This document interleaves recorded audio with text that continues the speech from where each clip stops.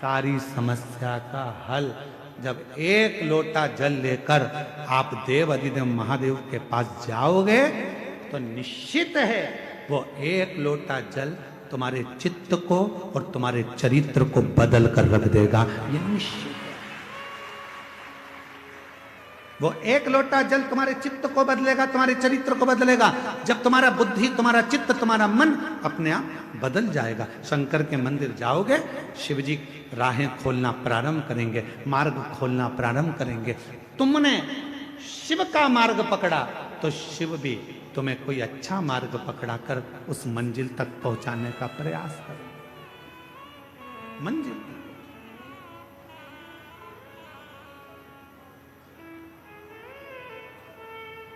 इसीलिए आपको कथा में कहा था,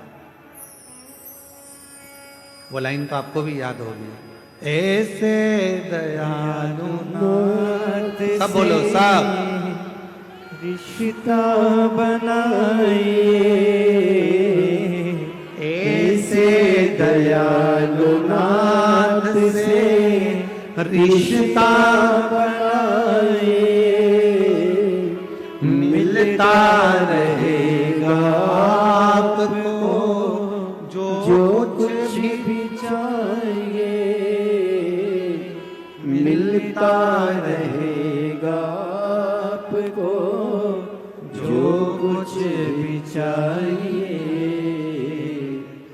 ऐसा करिश्मा होगा जो हुआ कभी नहीं, ऐसा करिश्मा होगा जो हुआ कभी नहीं। मांगा है भोलेनाथ से वरदान एक ही, मांगा है भोलेनाथ से, बोलो बोलो, वरदान एक ही। मांगा है भोलेनाथ से वरदान एक ही, मांगा है भोलेनाथ से वरदान एक ही। तेरी कृपा बनी रहे जब तक है जिंदगी, तेरी दया बनी रहे जब तक है जिंदगी, जब तक ये शरीर है। ऐसी कृपा तुम्हारी हो। शिव के मंदिर अमरनाथ जाओ, केदारनाथ जाओ, सोमनाथ जाओ, चाहे काशी जाओ, चाहे वैद्यनाथ जाओ, चाहे तुम्हारी मर्जी पड़े कुबेरेश्वर धाम जाओ, पर निवेदन है उसके पहले अपने घर के पास में जो शंकर का मंदिर है वहां जाना प्रारंभ करो। जिस दिन तुम वैद्यनाथ, केदारनाथ, कुबेरेश्वर जाओगे उस दिन भोले बाबा तुम्हारे स्वागत में राहें बिछाकर, नयन बिछाकर खड़े रहेंगे। आप जाओ तो जान ना पहचान, जम के बोलो जरा, तू मेरा मेहमान। हम तो पहचानते ही नहीं है। अब तुम गए, सीधे पहुंच गए, आओ, और तुम जाते से कह दो तुम्हारे पास में जो माता बैठी है, और तुमसे कह दे तुम्हारे पास में जो महिला बैठी है वो कह मैं तो तुम्हारी समधन हूं। अब इतने में बोला तू मेरी समधन कैसी, जरा बता तो जरा। फिर वो रिश्तेदारी बताए, समधन ऐसी बनी, वैसी बनी, वैसी बनी, वैसी बनी। तो इतने में पड़ोसन ने कह दिया चूल्हा में जाए ऐसी समधन। क्या करना हमको इसी समधन का? अरे रिश्ता तो ठीक बनाओ, रिश्तेदारी तो ठीक करो। कोई बड़ी बीमारी हो जाती है और बड़े शहर में जाकर इलाज कराते हो तो पहले, उससे पहले बड़ा शहर का डॉक्टर कहता है कि तुमने पहले कहां कहां दिखाया वो बताओ। बोलो सही है कि गलत है?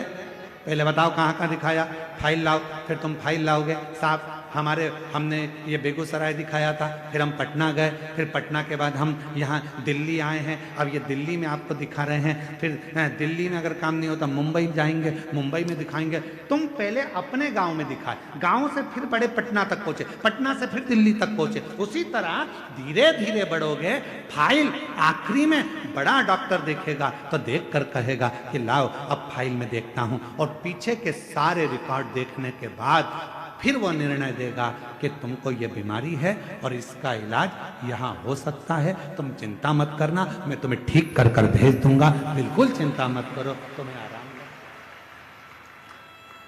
क्या मतलब, फिर डायरेक्ट पहुंच गए तुम तो।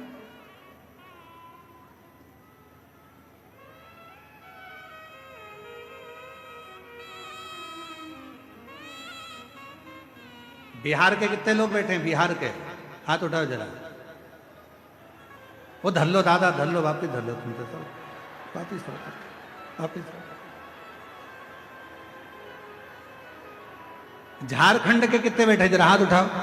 अरे तुम भी रख लो, नीचे रख लो, तुम धरो नीचे, वापिस। अच्छा ये बात बताओ कि चुनाव करके डायरेक्ट आ गए हो क्या? है? अब वोटिंग डाले और चल दिए यहाँ। अब वोट डाला आप लोगों ने, सबने डाला वोट, तो आधार कार्ड लेके डायरेक्ट मशीन पे पहुंच गए क्या? जम के तो बोलो नहीं, पहले आधार कार्ड बाहर वाले को दिखाया, बाहर वाले ने फिर अंदर वाले को, एक टेबल पे गए, फिर दूसरे वाले के पास, बोलो बोलो सही है, दूसरे वाले के पास, फिर तीसरे वाले के पास गए, फिर वहां निशान लगाया, निशान लगाने के बाद फिर तुम्हें अंदर भेजा, फिर जाकर तुमने मशीन का खटका दबाया। अगर तुम डायरेक्ट पहुंच जाते तो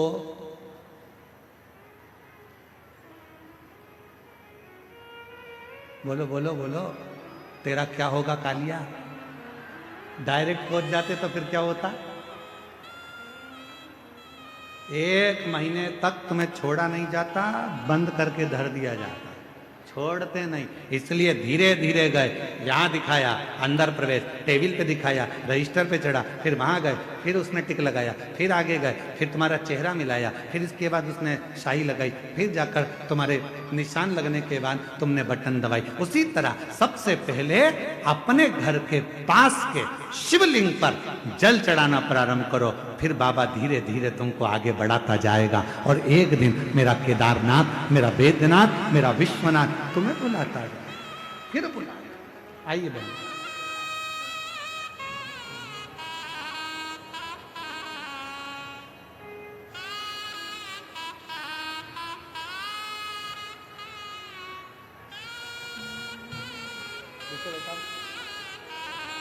ऐसे दयालु नाथ से रिश्ता बनाए। पूरा इलेक्ट्रॉनिक का शोरूम जल गया था। एक व्यक्ति आया, उसने कहा कि 25 लाख का मैं माल भर दूंगा। परिवार से मांग कर और लोन लेकर 25 लाख दिए, वो लेकर चले गया, मोबाइल बंद कर लिया। दर दर भटकती रही, पति पूरा शरीर पैरालिसिस में हो गया, पलंग पर गिर गया। तब विचार करा कि अब शरीर छोड़ दें पूरे घर के लोग। रात को प्लान था, सवेरे शंकर के मंदिर कथा सुनकर चली गई, और बाबा ने ऐसा हाथ पकड़ा कि आज बाबा ने वापिस जहीं पर थी वहीं पर ले जाकर बिठा।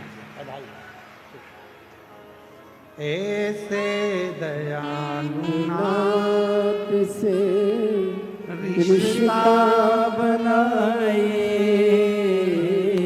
ऐसे दयालु नाथ से रिश्ता बनाए। बाबा की जब कृपा हो, करुणा हो, उदारता, धीरे धीरे चलो। पहले शिव जी के मंदिर जाना चलो, चालू करो, शंकर के मंदिर में 1 लोटा जल चढ़ाना प्रारंभ करो, फिर बाबा परीक्षा लेगा, फिर धीरे धीरे आगे बढ़ाएगा, और बढ़ाते बढ़ाते बढ़ाते बढ़ाते एक दिन तुम्हारा दुख, तुम्हारी तकलीफ, तुम्हारा कष्ट धीरे धीरे काटना प्रारंभ करेगा। अभी हमारे वो श्री रमेश रेखा ठकराल जी, मोना ठकराल जी, नरवाना हरियाणा से मुख्य यजमान है। मोना जी अभी जब यहाँ पूजन करने आई थी तो ये बेटी कह रही थी, गुरुजी बाबा वैद्यनाथ जी से इतना जरूर कह देना हमारी तरफ से कि जब फरवरी में कुबेरेश्वर धाम पर रुद्राक्ष उत्सव हो तो हमको वापिस जजमान बनाते, ऐसी बाबा से प्रार्थना करना। बना दिया, बधाई हो आपको।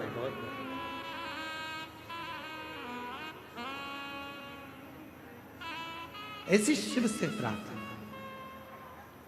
वो कराए, धीरे धीरे बढ़िए, धीरे भजन करते करते, भगवान का मंत्र जाप करते करते, नाम जाप करते हुए, स्मरण करते हुए आगे बढ़ो, सीधे नहीं। भीम ने तो ये सोच लिया था कि मैं कैलाश जाऊंगा, भगवान शंकर की आराधना करूंगा, शिव जी से आराधना कर कर मेरा खोया हुआ जितना राज्य है, जो खोया हुई संपदा है, जो मेरा पूरा राज्य चले गया, सब कुछ खो गया, उसको मैं वापस प्राप्त कर लूंगा।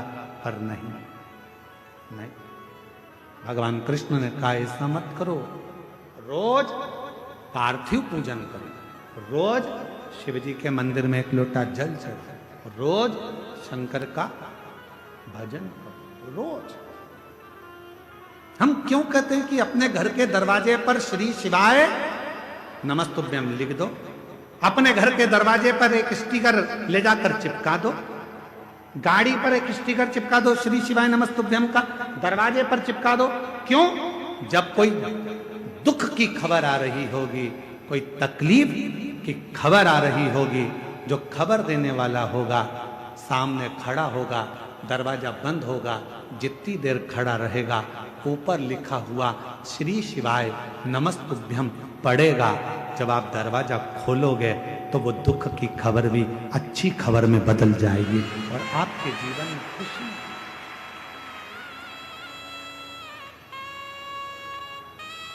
शंभो, प्रयास करें।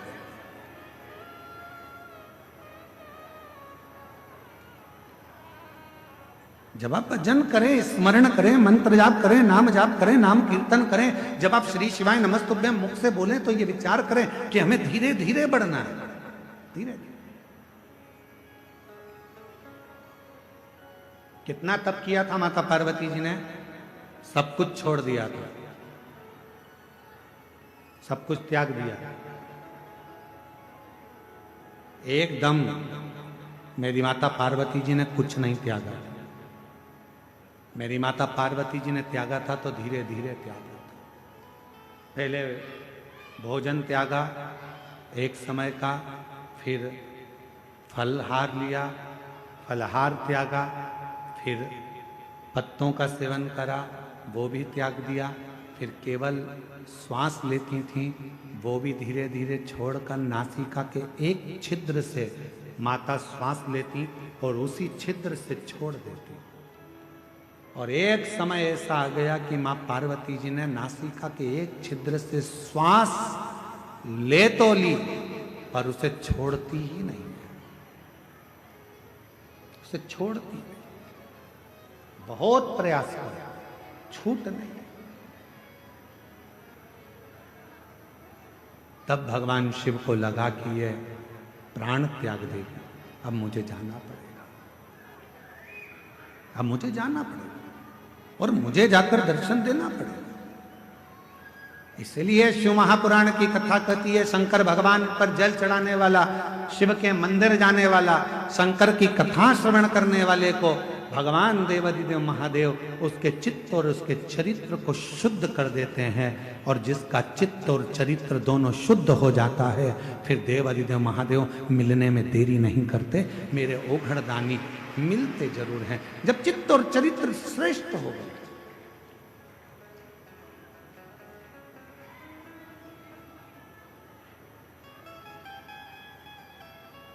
हम आपसे एक बात पूछे, जरा उत्तर दीजिए।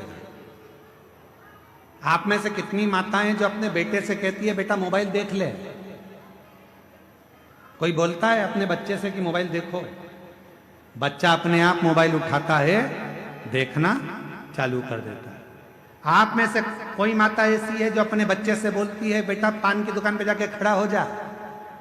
कोई माँ अपने बच्चे को नहीं कहती कि पान की दुकान पर खड़े हो जा। कोई माँ अपने बच्चे से कहती है कि तू मदिरा की दुकान चले जा, कोई माँ अपने बच्चे को मदिरा की दुकान नहीं भेजती। कोई माँ अपने बच्चे से कहती है कि तू पढ़ाई मत कर, कोई माँ अपने बच्चे से ये नहीं कहती कि तू पढ़ाई मत कर। कोई माँ ये नहीं कहती अपने बच्चे से कि तू अपने दोस्त के साथ खेलने जा, कभी माँ नहीं कहती। माँ नहीं कहती, उसके बाद भी बच्चा अपने दोस्त के साथ खेलने जाता है। माँ नहीं कहती तो भी बच्चा मोबाइल चलाता है।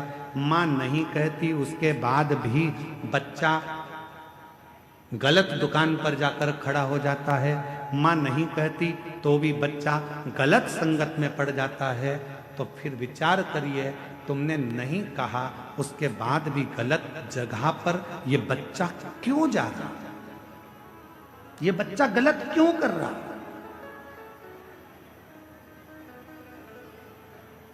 क्यों कर रहा है? तुमने बोला नहीं तो भी गलत काम कर रहा है, गलत संगत की ओर जा रहा है, गलत मार्ग की ओर जा रहा है। कारण क्या है? मतलब आपके घर के संस्कार उस बच्चे पर प्रभाव नहीं दे पा रहे हैं। आपके घर के संस्कार उस बच्चे को कम पड़ रहे हैं, इसलिए दूसरे की विसंगति उस बच्चे को बर्बाद करने में लग गई है। दूसरे की विसंगति, अपने नहीं बोले।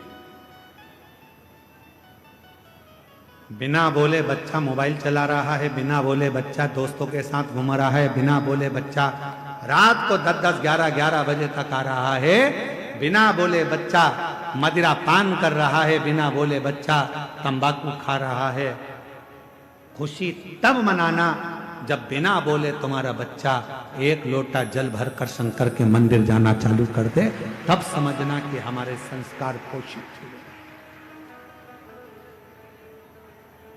तब जाने हमारे संस्कार श्रेष्ठ हुए।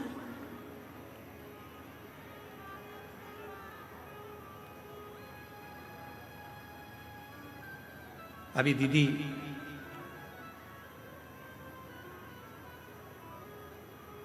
अयोध्या से पधारी दीदी गौरांगी जी कह रही थी अपने संबोधन में कि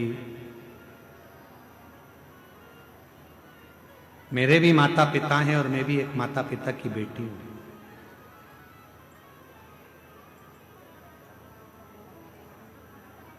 और दीदी कह रही थी कि सीहोर वाले महाराज जी कहते हैं कि अपनी प्रत्येक बेटी को अपने माँ बाप को कन्यादान का मौका देना चाहिए। मैं दीदी से कहना चाहूंगा, ये कन्यादान का मौका कब मिलेगा? जब माता पिता अपनी बेटी को श्रेष्ठ संस्कार देना प्रारंभ करेंगे तो वो कन्यादान का मौका अवश्य मिलेगा। हम मना नहीं करेंगे यार कि आप खूब अच्छे कॉलेज में बेटियों को पढ़ाओ, हमारी दिली तमन्ना होती है, हमारी खुद की इच्छा होती है कि अच्छे कॉलेज में बेटी पढ़े, अच्छी एजुकेशन करे, बड़े से बड़े शहर में रहे, सब कुछ अच्छी नौकरी करे, अच्छी जॉब करे। पर मेरा बेटियों से निवेदन है, इस संसार सागर में बहुत लोग मिलेंगे, पर तुम्हारे माता पिता जैसा दुनिया में कोई नहीं मिलेगा जो तेरे लिए हमेशा हित ही चाहते हैं, अहित नहीं।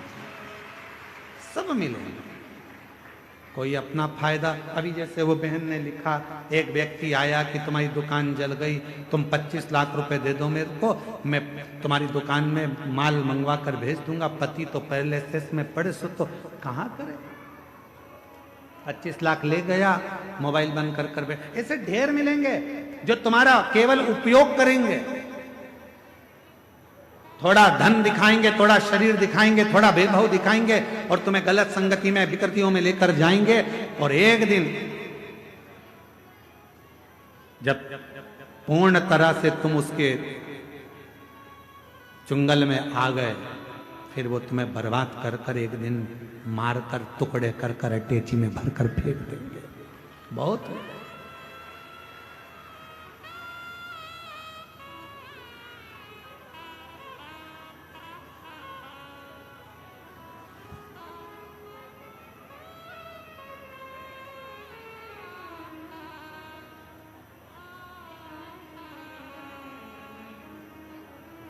जब कोई कहता है ना कि वो मुझसे बहुत स्नेह करता है, वो मुझसे बहुत स्नेह करता है, वो मुझसे बहुत स्नेह करती है, और वो मैंने उसको अपने बातों में अपने तरीके से उसको अपने काबू में कर रखा है। शिव महापुराण की कथा कहती है कि अपने जीवन को ऐसा मत बनाना कि आप किसी के काबू में रहें, आप स्वयं के काबू में रहें, स्वयं। एक लाइन याद रखो, मैं चाहे ये करूं, मैं चाहे वो करूं, मेरी। कोई तुमसे कहे कि मंदिर मत जाओ, मुझे पैदा करने वाले मेरे माँ बाप हैं, मुझे पढ़ाने वाले मेरे माँ बाप हैं। कोई तुमसे कहे कि तुम मंदिर मत जाओ, कोई तुमसे कहे शिव पुराण में मत जाओ, कोई तुमसे कहे शंकर का भजन मत करो, कोई तुमसे कहे बाबा बैद्यनाथ का दर्शन करने मत जाओ, कोई तुमसे कहे कहाँ इनके चक्कर में पड़ी हो, क्यों बाबा उनके चक्कर में पड़ी हो, क्यों कथावाचकों के चक्कर में पड़ी हो, क्यों सियोर वाले महाराज के चक्कर में पड़ी हो, क्यों शंकर के मंदिर में जा रही हो, क्यों पशुपति व्रत कर रही हो, क्यों दरवाजे पर श्री शिवाय नमस्तुभ्यम लगा रही हो। मोहल्ले के लोग, दुनिया के लोग, रिश्तेदार लोग यदि तुम्हारे पास आकर तुम्हें इस तरह का ज्ञान दे तो उनके हाथ जोड़कर कहना, मुझे जन्म देने वाले तुम नहीं हो, मुझे पढ़ाने वाले तुम नहीं हो, मेरी परवरिश करने वाले तुम नहीं हो, मैं मेरे माँ बाप का खाती हूं, अपने विचार से जीती हूं, मैं किसी की सुनती नहीं। क्यों सुने हम, क्यों विचार करें?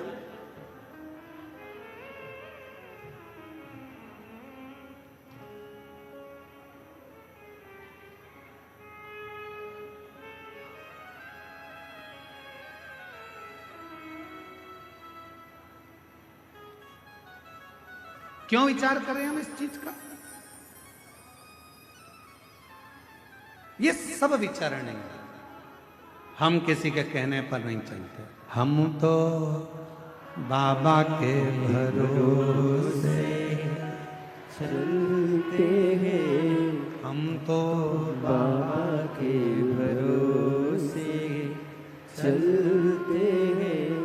ये दुनिया वाले जलते हैं, ये दुनिया वाले जलते हैं, हम तो बाबा के भरोसे चलते हैं, हम तो बाबा के भरोसे चलते हैं।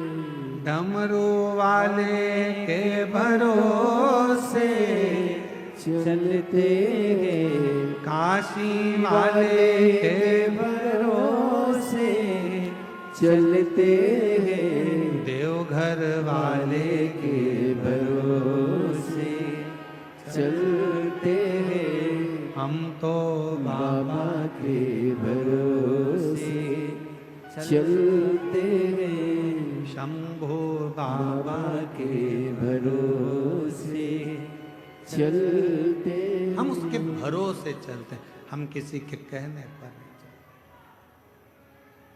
इसलिए बाबा से निवेदन करते रहो, प्रार्थना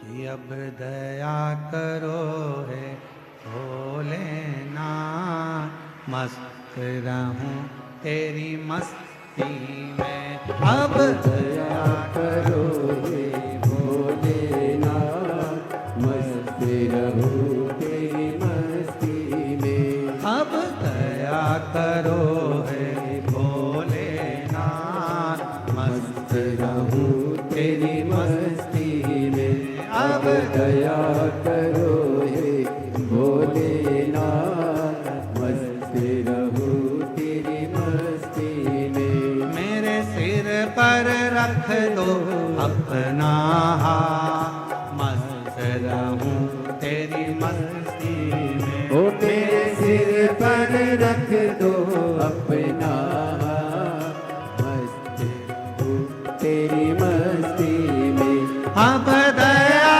करो हे भोलेनाथ, मस्त रहूं तेरी मस्ती में, अब दया करो हे भोलेनाथ, मस्त रहो तेरी मस्ती में, रख दो अपना हाथ, मस्त रहूं तेरी मस्ती में। मेरे सिर पर रख दो अपना हाथ, मस्त रहूं तेरी मस्ती। दोनों हाथों से बड़े प्रेम से।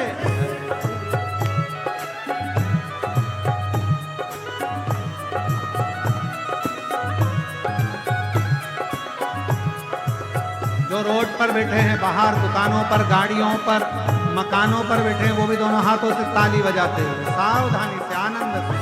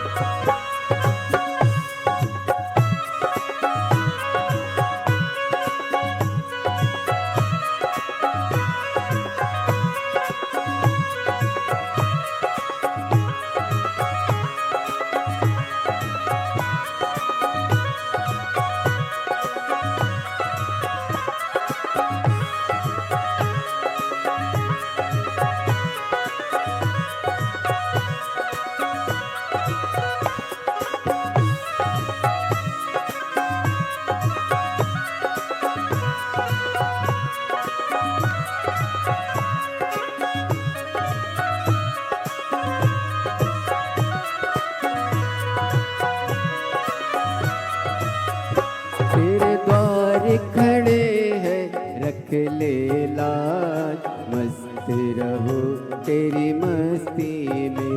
तेरे द्वार खड़े हैं रख ले लाज, मस्त रहो तेरी मस्ती में।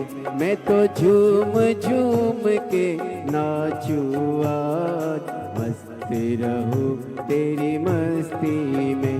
मैं तो झूम झूम के नाचूं आज, मस्त रहूं तेरी मस्ती में। अब दया करो हे भोलेनाथ, मस्त रहूं तेरी मस्ती में। अब दया करो हे भोलेनाथ, मस्त रहूं तेरी मस्ती में। मेरे सिर पर रख दो अपना हाथ, मस्त रहूं तेरी मस्ती में। मेरे सिर पर रख दो अपना हाथ, मस्त रहूं तेरी मस्ती में। अब दया करो हे भोलेनाथ, मस्त रहूं तेरी मस्ती में। अब दया करो हे भोलेनाथ, मस्त रहूं तेरी मस्ती में। जय हो।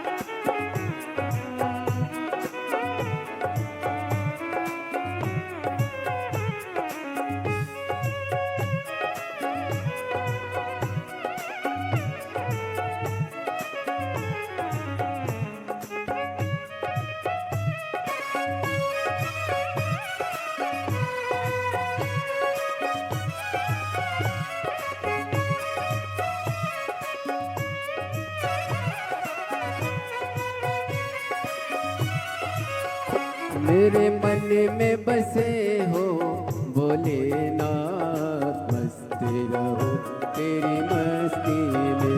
मेरे मन में बसे हो भोलेनाथ, मस्त रहो तेरी मस्ती में। मेरे मन में बसे हो भोलेनाथ, मस्त रहो तेरी मस्ती में। मेरे मन में बसे हो भोलेनाथ, मस्त रहो तेरी मस्ती में। मैं तो हर पल करूँ प्रभु तेरी याद, मस्त रहो तेरी मस्ती में। मैं तो हर पल करूँ प्रभु तेरी याद, मस्त रहो तेरी मस्ती में। अब दया करो हे भोलेनाथ, मस्त रहो तेरी मस्ती में।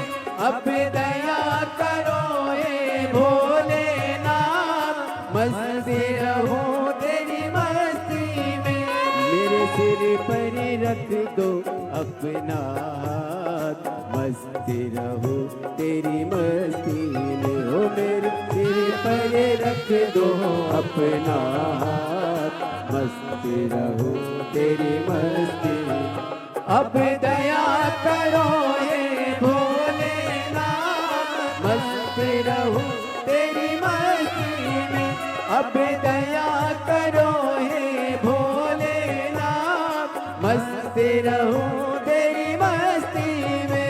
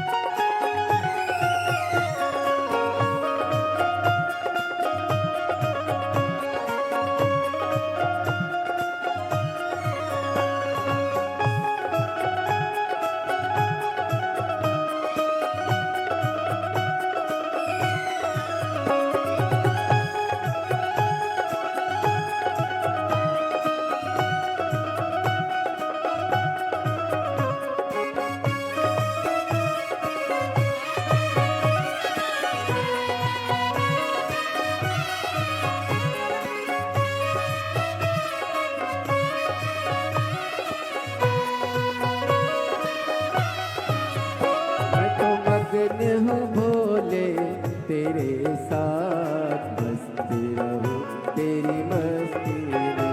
मैं तो मगन हूँ भोले तेरे साथ, मस्त रहो तेरी मस्ती में।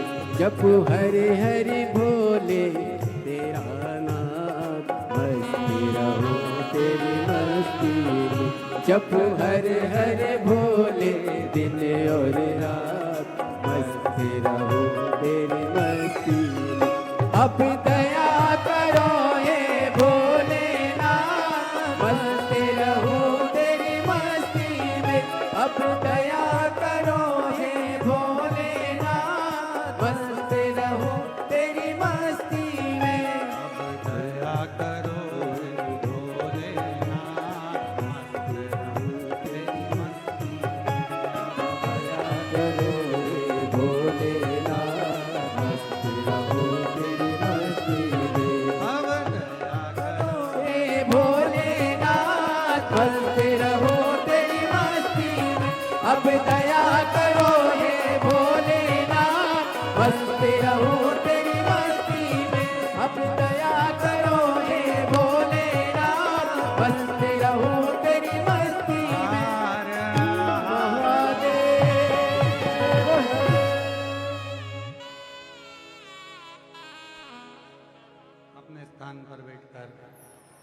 बाबा देव अधिदम महादेव को अपने हृदय की बात अवश्य कहिए, दिल से प्रार्थना करिए, विनय करिए, निवेदन करिए।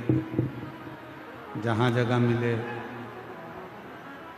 वहाँ बैठकर बाबा को अपने मन का भाव कहिए। मेरे सिर पर रख दो अपना मस्त रहो तेरी मस्ती में, मेरे सिर पर रख दो अपना मस्त रहो तेरी मस्ती में। अब दया करोगे भोलेनाथ, मस्त रहो तेरी मस्ती में। आज सोम प्रदोष है। बड़े भाग्यशाली हैं आप सभी।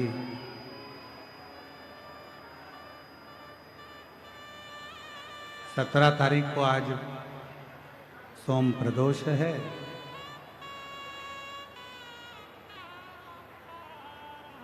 और महीने की जो शिवरात्रि आती है, मासिक शिवरात्रि, इस मार्गशीर्ष मास की मासिक शिवरात्रि आज सोम प्रदोष है। कल 18 तारीख को कल मासिक शिवरात्रि हो जाएगी। और परसों के दिन 19 तारीख को जो हमारी कथा की शिवरात्रि होती है, छठे दिन की, जिस दिन लोग बाबा से अपने मन का भाव कहने आते हैं, रात भर कीर्तन कर कर फिर समापन वाले दिन सुबह 8 बजे कथा सुनकर अपने अपने घर की ओर जाते हैं। ऐसी 19 तारीख को कथा की शिवरात्रि रहेगी। कितने किस्मत वाले हैं आप सब कि मार्गशीर्ष मास की पहला प्रदोष आज आपको बाबा से प्रार्थना करने का मौका मिला। कल महीने की शिवरात्रि है मार्गशीर्ष मास की। बाबा की बड़ी कृपा है जो आप कथा में बैठकर बाबा से प्रार्थना करोगे। और परसों कथा की शिवरात्रि है छठे दिन की, जिसमें आप बाबा से अपने दिल की बात कहकर झोली पसार कर बाबा से विनय कर कर जाए। हृदय से बाबा को अपने मन का भाव कहेंगे, सभी दिल से साथ में बोलेंगे, हृदय से बाबा को पुकारेंगे। आज सोम प्रदोष है, सोमवार का दिन और प्रदोष, और बाबा की बड़ी कृपा जो देवघर की ये पवित्र भूमि, माँ 51 शक्तिपीठ में से एक शक्तिपीठ बाबा वैद्यनाथ की धरा।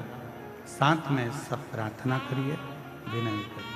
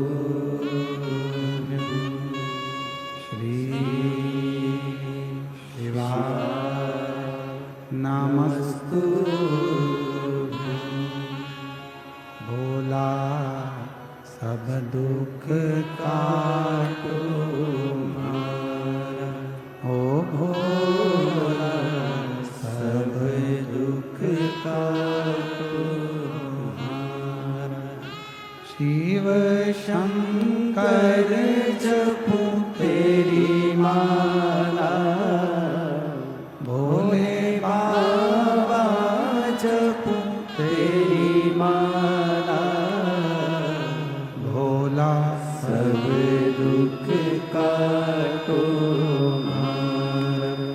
ओ भोला सब दुख काटो मारा। देश है मंगल मंगलकारी,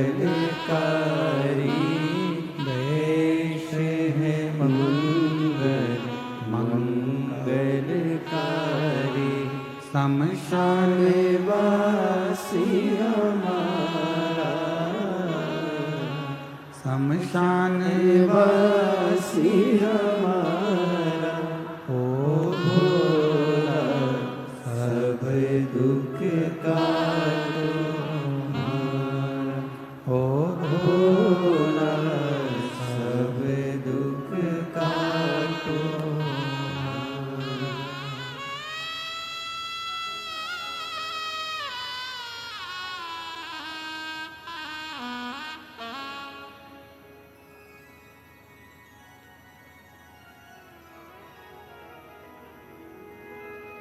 बाबा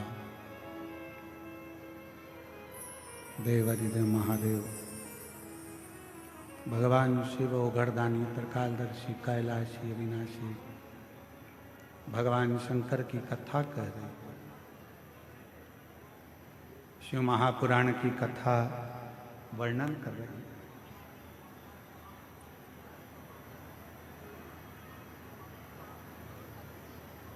धीरे धीरे चढ़कर सीढ़ियों पे से आगे बढ़े, बाबा के मंदिर जाकर एक बड़ा सुंदर शिव परीक्षा हो गई। अभी आपको कथा में कहा जैसे 3 महीने की परीक्षा होती है, 6 महीने की परीक्षा होती है, फिर वार्षिक परीक्षा होती है, उसी तरह बाबा परीक्षा जरूर लेते। जब आप भगवान शंकर के मंदिर जाना चालू कर देंगे, शिव जी को जल चढ़ाना प्रारंभ कर देंगे, शंकर का भजन करना प्रारंभ कर देंगे, श्री शिवाय नमस्तुभ्यम बोलना प्रारंभ कर देंगे, तो धीरे धीरे बाबा परीक्षा लेकर हमारे को पास करना प्रारंभ कर देंगे। पास एक कथा था शिव महापुराण में, राजा भद्रायु।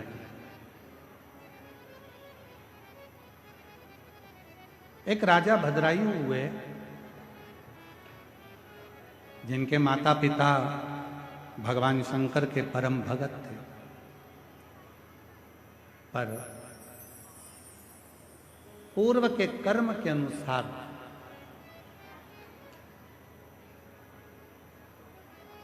माता के भी प्राण चले गए और सब कुछ नष्ट हो गया। कोई पूर्व का कर्म हमारा होता है जिसके कारण बस मिलता तो बहुत है, परंतु हम उसको सत मार्ग में नहीं लगा पाते, और जिसके कारण बस हमारा धन गलत मार्ग की ओर चला जाता है, पूर्व के कर्म के अनुसार। और कभी कभी ऐसा होता है कि कोई अच्छा कर्म हमारी जिंदगी का होता है, जिस कर्म के कारण बस हमारा जीवन सार्थक हो जाता है।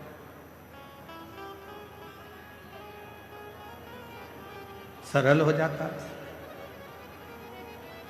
एक कथा आती है राजा भद्रायु की। राजा भद्रायु ने भगवान शिव की आराधना करी, साधना करी, क्योंकि माता पिता के जो संस्कार थे वो राजा भद्रायु के पास में थे।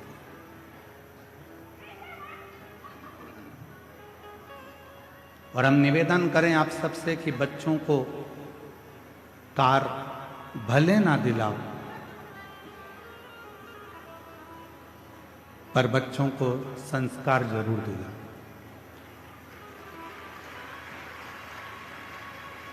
हो सकता है कि कार दिलाओगे और एक दिन बच्चा बेच कर खा जाए, वो कार तुम्हारी समाप्त हो जाए, पर निवेदन है यदि श्रेष्ठ संस्कार बच्चे में होंगे तो वो हमारे जीवन को सार्थक जरूर करें। श्रेष्ठ संस्कार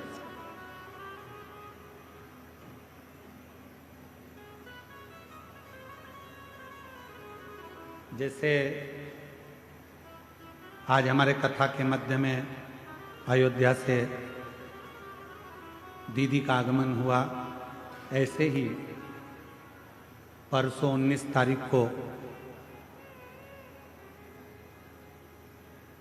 कथा के छठे दिन हमारे बीच में स्वामी रामदेव बाबा जी इस कथा के मध्य में आए।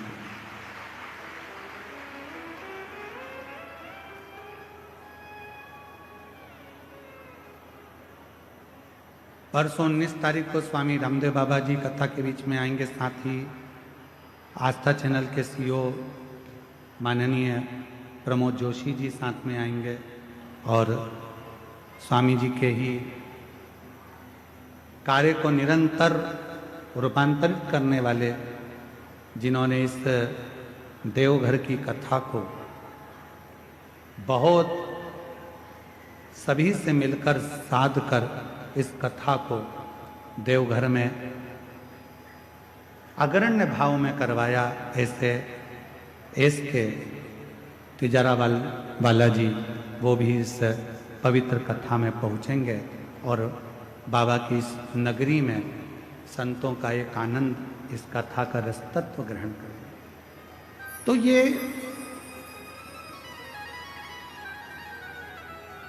शिव कथा कर रही है, भगवान शंकर का चरित्र कर रहा है, शिव महापुराण की कथा कर रही है। एक भद्रायु नाम के राजा हुए और वो भद्रायु नाम के जो राजा थे वो भगवान शंकर के परम उपासक। शिव की साधना करना, शिव की भक्ति करना, भजन करना, स्मरण करना लगे।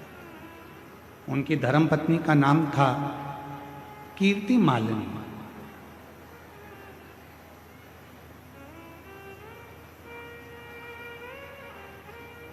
भद्रायु जैसे थे वैसे ही कीर्ति मालिनी भी थी, वैसी ही कीर्ति मालिनी। भद्रायु जितना भजन करते थे उतनी ही कीर्ति मालिनी भजन करती। राजा भद्रायु जितनी साधना करते थे उतनी ही कीर्ति मालिनी साधना करती।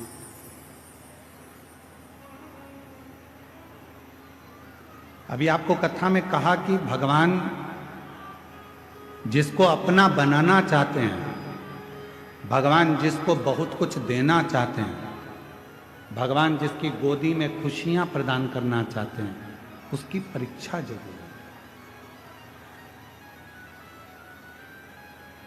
भगवान उसकी परीक्षा लिए बिगड़ नहीं रहते, परीक्षा जरूर लेते। और बाबा देव अधिदेव महादेव ने परीक्षा ली, किसके कहने पर?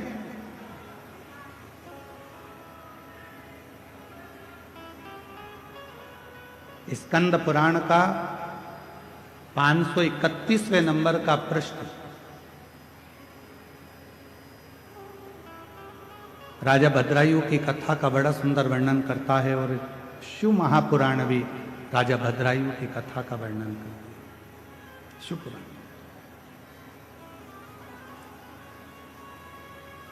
कहा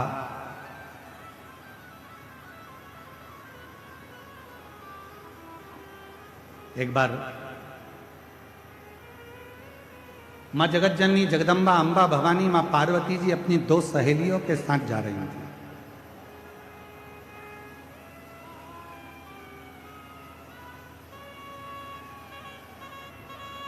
इतने में माता पार्वती जी ने राजा भद्रायु की पत्नी को कीर्ति मालिनी को देखा।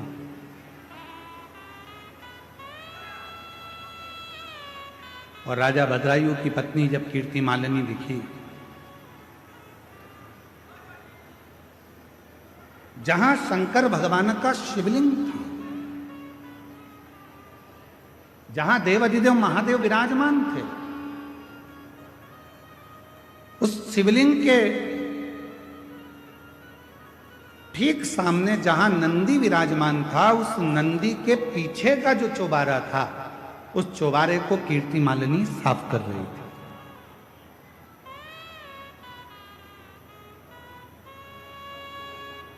पार्वती जी की दृष्टि चली गई और मां जगत जननी जगदम्बा अम्बा भवानी ने,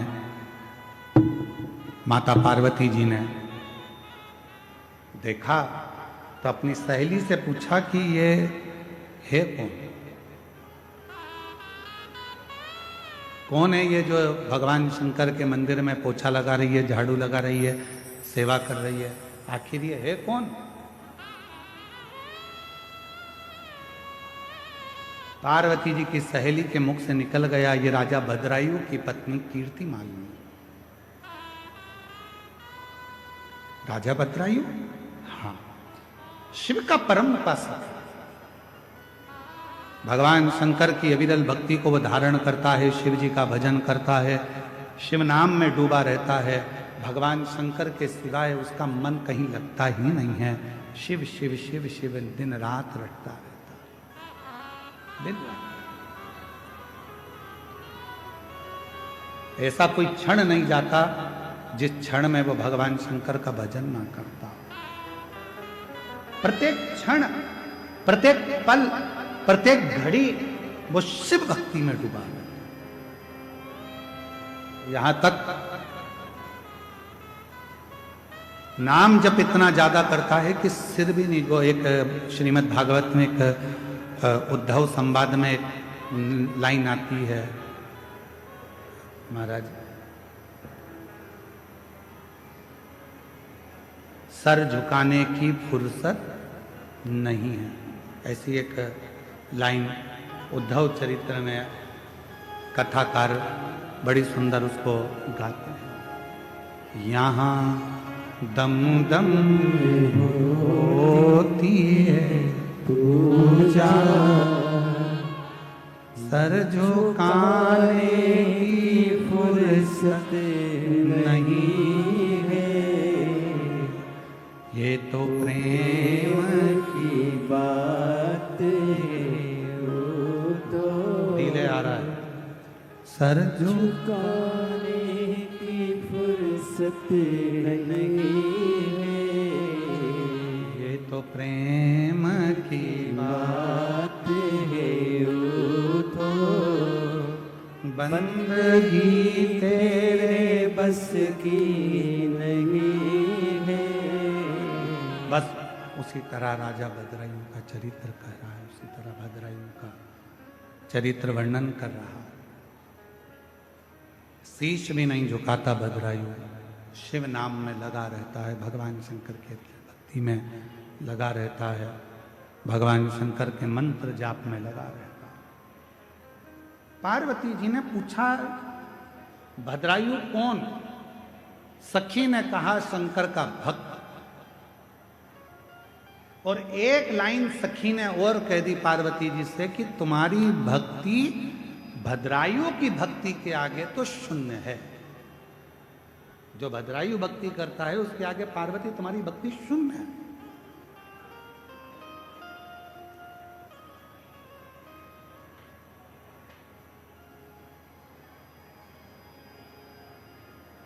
और दुनिया की बड़ी विडंबना है महाराज,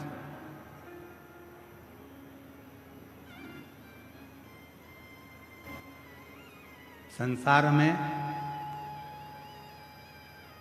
जितने भजन करने वाले होते हैं, जितना भक्ति करने वाले होते हैं, जितना मंत्र जाप करने वाले होते हैं, स्मरण करने वाले होते हैं, नाम कीर्तन करने वाले होते हैं, इनकी निंदा करने वाले 1000 गुना ज्यादा होते हैं, 1000 गुना ज्यादा। आज जितना जितना सत्कर्म में आगे बढ़ोगे उतने तुम्हारे निंदक बढ़ते चले।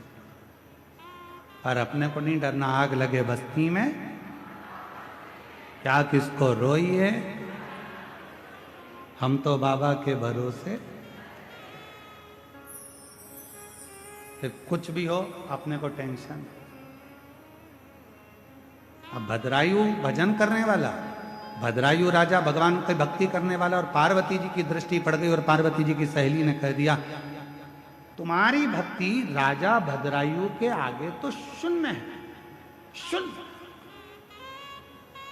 अब जब इतनी बड़ी बात पार्वती जी को मिलेगी तो पार्वती जी का तो हृदय जल गया। पार्वती जी ने कहा ऐसा होता है क्या?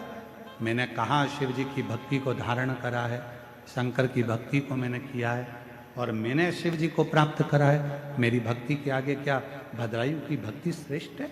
पार्वती जी अपने घर चली गई। मौन होकर आज माता पार्वती बैठ गई, चुप, कुछ नहीं बोली। श्री गणेश जी का आगमन हुआ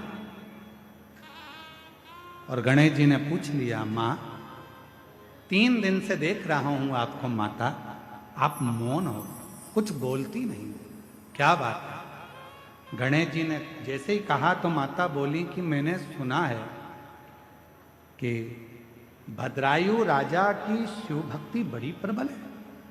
इतने में तो मां ने कहा था और गणेश जी ने पूरा चिट्ठा खोल दिया। अरे मैया, राजा भद्रायु तो भद्रायु जी की जो धर्म पत्नी है कीर्ति मालिनी, वो इतनी बड़ी शंकर की उपासक है कि अगर शिव कह दें तो वो प्राण त्याग दे, इतनी बड़ी उपासक।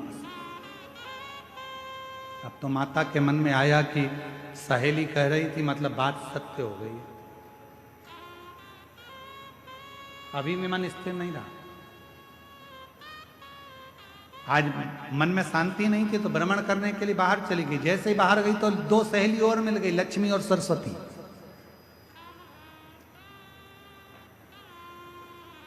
दोनों ने पूछ लिया, क्या बात है पार्वती, आज तो आप बहुत चुप दिख रही हो। पार्वती जी बोली, बस ऐसे ही मन कर गया। इतने में लक्ष्मी जी बोली, अभी हम आ रहे थे तो राजा भद्रायु शंकर जी का भजन कर रहा था, इतना सुंदर भजन करता। फिर इतने में सरस्वती जी ने बोला, कीर्ति मालिनी भी इतना सुंदर भजन करती है शिव को रिझाने का, भगवान शंकर को मनाने का। इतने में तो पार्वती जी का हृदय और ज्यादा जल गया। आज पार्वती जी कैलाश पर पहुंची, शिव जी के नजदीक में जाकर बैठी और बाबा उनके मन के भाव को जान गए। तो भगवान शंकर पार्वती जी को लेकर तुरंत नंदी पर बिठाकर भ्रमण के लिए चल दिए और बाबा लेकर गए तो कहां गए? वही भद्रायु के सामने, उसी भद्रायु के साथ। पार्वती जी ने पूछा, आप मुझे ये कहां लेकर आए? बाबा देवाधिदेव महादेव ने कहा, पार्वती ये राजा भद्रायु है, बहुत उपासना करता है मेरी, इसकी धर्म पत्नी है ये कीर्ति मालिनी, मेरी बहुत आराधना करती है। पार्वती जी को हंसी आ गई और पार्वती जी हंसकर बोली, अगर आप इतनी तारीफ कर रहे हो तो एक बार परीक्षा लेना चाहती हूं। क्या मैं परीक्षा ले सकती हूं? आपको एक बात कही थी कथा में, जो शंकर का भक्त होता है, जो शिव की उपासना करने वाला होता है, जो शंकर को 1 लोटा जल चढ़ाने वाला होता है, जो शिव महापुराण की कथा को सुनने वाला होता है, उसकी परीक्षा कोई देवता नहीं ले सकता जब तक शंकर की आज्ञा ना हो जाए। शिव की आज्ञा ना हो तब तक उसकी परीक्षा कोई नहीं ले सकता। सोमवार का